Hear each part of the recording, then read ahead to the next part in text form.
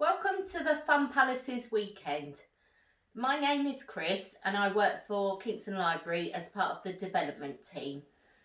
My creative hobby that I want to discuss with you today is mosaic.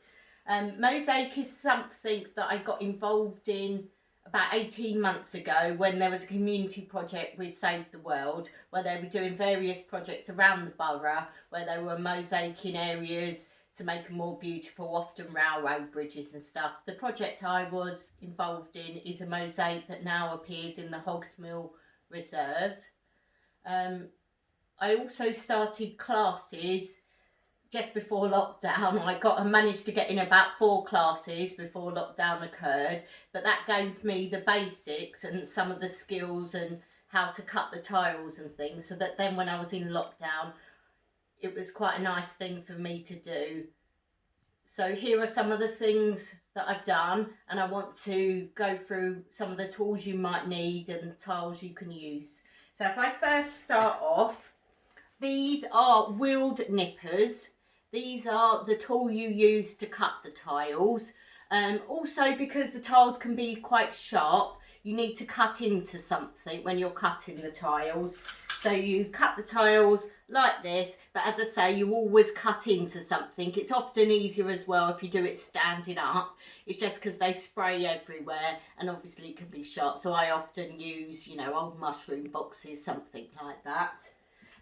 If you come and have a look in my box, there's a whole array of colours that you can get.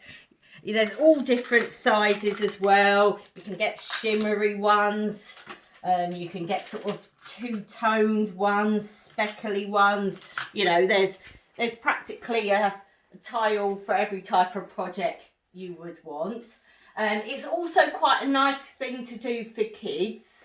You can get these, which are just coasters, and then you can also get kid-safe tiles, which come with rounded edges. So these ones don't actually need cutting or anything, and quite nice for kids' projects.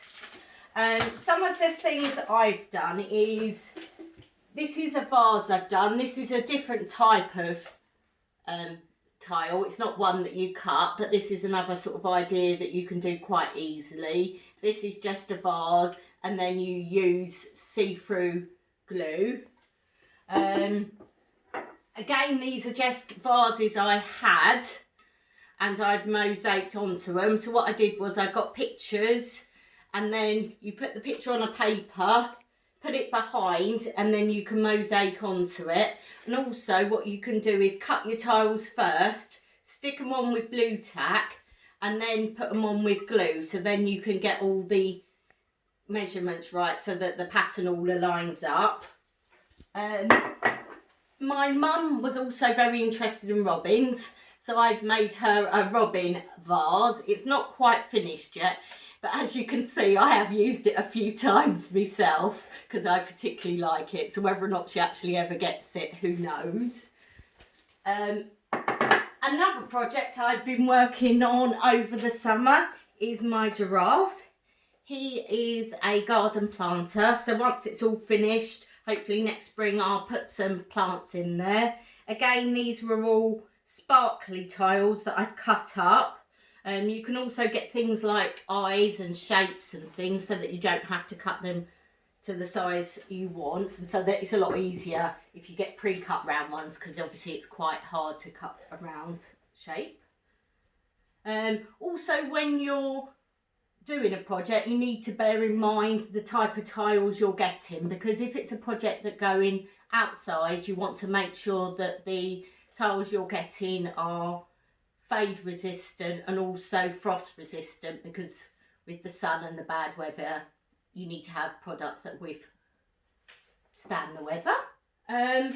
This is also a coaster that I made. This was one of the first things I did.